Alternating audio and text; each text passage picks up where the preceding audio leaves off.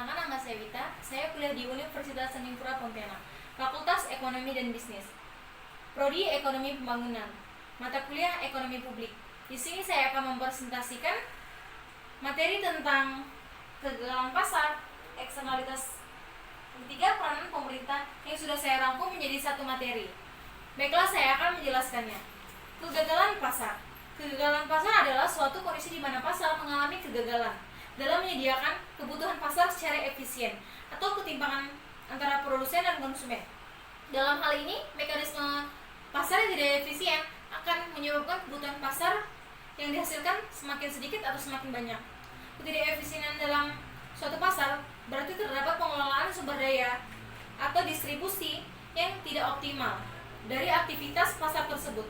Faktor yang menyebabkan mekanisme pasar gagal dalam melaksanakan fungsinya untuk mengalokasikan sumber-sumber ekonomi secara efisien dalam menghasilkan barang-barang dan jasa-jasa.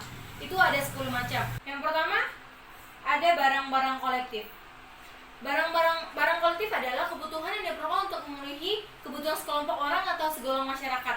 Barang dan jasa ini tidak harus disediakan bagi orang-orang yang secara individu.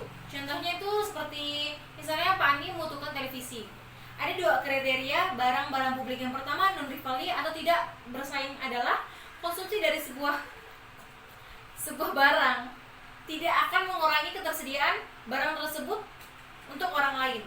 Sedangkan yang kedua non exclusion atau tidak dikecualikan adalah tidak ada orang yang dapat dikecualikan dari penggunaan barang tersebut. Yang kedua faktor perbedaan biaya privat, biaya sosial, serta manfaat privat dan manfaat sosial.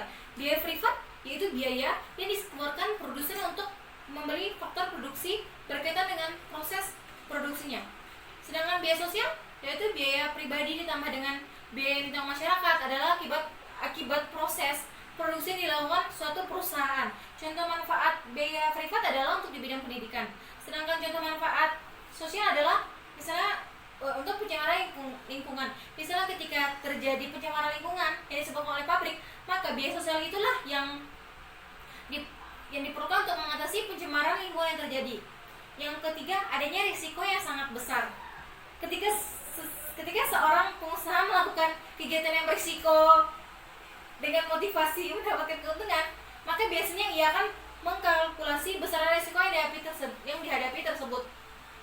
Berdasarkan pada kalkulasi tersebut, ia akan menetapkan target keuntungan yang diinginkan. Yang keempat, sifat-sifat monopoli.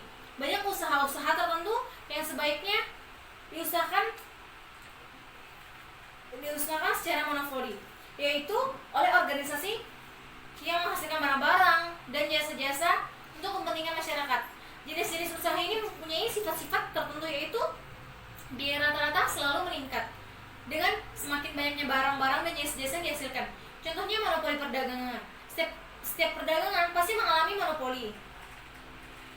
Keberhasilan kegagalan itu tergantung bagaimana kita manage harga. Jika kita salah manage harga, maka itu akan menjadi salah satu dampak pada kegagalan pasar. Yang kelima, adanya inflasi dan deflasi. Inflasi adalah suatu keadaan di mana harga barang secara terus-menerus mengalami kenaikan. Sedangkan deflasi adalah suatu keadaan di mana barang mengalami peristiwa penurunan. Mekanisme pasar tidak dapat mengatasi tekanan-tekanan inflasi atau deflasi. Secara otomatis itu juga menjadi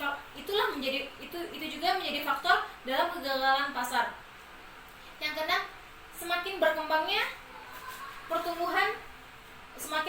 perusahaan dan pabrik. Semakin berkembangnya perusahaan dan pabrik menyebabkan perlunya kemampuan untuk survei dan pengawasan.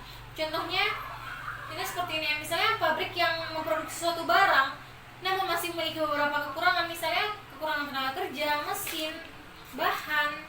Hal tersebut juga dapat menjadi salah satu faktor dalam kegagalan pasar. Yang ketujuh, adanya distribusi pendapatan yang tidak merata. Mekanisme pasar tidak dapat secara otomatis mengurangi atau mempersempit perbedaan pendapatan yang semakin tajam di dalam masyarakat. Karena distribusi pendapatan yang lebih merata merupakan salah satu cita-cita pejuang bangsa. Maka masalah itu tidak dapat diserahkan kepada pihak swasta atau mekanisme pasar. Contohnya, misalnya ada beberapa vendor atau penjual di suatu negara mendapatkan distribusi pendapatan tidak merata karena mereka mungkin produksi yang dihasilkan masih memiliki nilai standar yang kurang, maka pengeluaran konsumen tersebut berkurang. Yang kedelapan, adanya eksternalitas. Di sini saya akan menjelaskan eksternalitas agak sedikit rinci. Pengertian eksternalitas. Eksternalitas adalah biaya yang ditanggung masyarakat, biaya yang ditanggung atau manfaat tidak langsung yang diberikan dari suatu pihak akibat aktivitas ekonomi. Eksternalitas sering disinggung ketika muncul dampak negatif dari suatu ekonomi. Syarat terjadinya eksternalitas itu ada dua. Yang pertama, adanya pengaruh dari suatu tindakan. Yang kedua, tidak adanya kompensasi yang dibayarkan atau diterima. Pengaruhnya terhadap kegagalan pasar, contohnya eksternalitas negatif, yaitu pencemaran lingkungan dari suatu pabrik yang mengganggu kesehatan dan lingkungan. Dan semua itu harus ditanggung oleh masyarakat sendiri. Terus ada contoh eksternalitas positif, yaitu individu yang alergi terhadap imunisasi diuntungkan oleh masyarakat yang telah diimunisasikan dari kecil, lebih kecil daripada penyebaran penyakit yang tidak sampai ke individu tersebut. Cara mengatasi eksternalitas negatif itu regulasi ya. Misalnya PA, Environmental Protection Agency mewajibkan semua pabrik untuk mengurangi limbahnya hingga 400 ton per tahun. Dan yang kesembilan, adanya pasar yang tidak penuh atau lengkap. Suatu pasar dikatakan lengkap apabila pasar tersebut menghasilkan semua barang dan jasa yang biaya produksinya lebih kecil daripada harga yang mau dibayarkan oleh masyarakat. Itu contohnya seperti asuransi.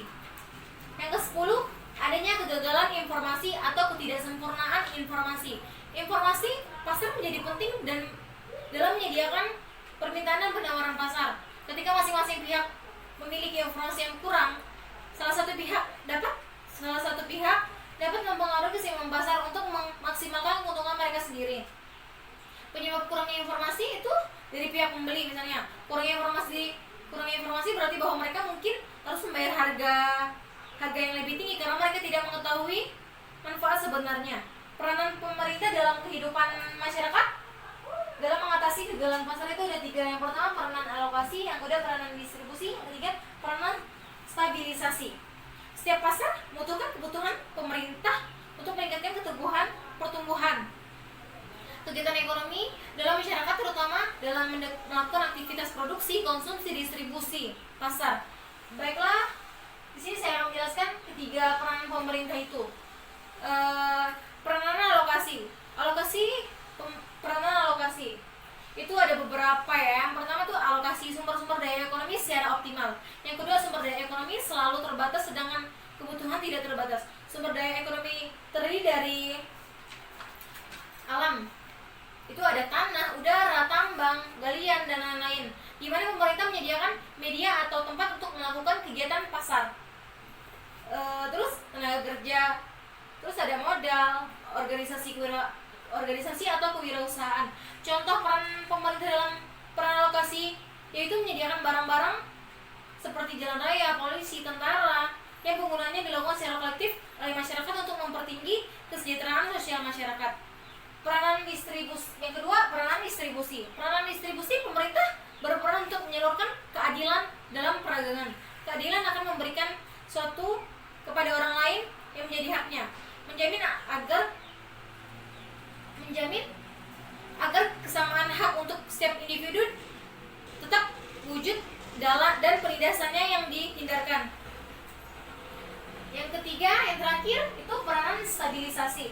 Peran pemerintah dalam menstabilisasikan kegiatan ekonomi, baik stabilisasi moneter, sosialisasi harga dan stabilisasi ekonomi. Stabilisasi ekonomi meliputi antara stabilisasi produksi, stabilisasi kesempatan kerja, dan stabilisasi penjualan dan pemasaran. Baiklah, hanya itu yang dapat saya sampaikan dari materi ini. 3 materi ini yang sudah saya rangkum menjadi 1. Sekian dari saya. Jika ada kurang, saya mohon maaf. Wassalamualaikum warahmatullahi wabarakatuh.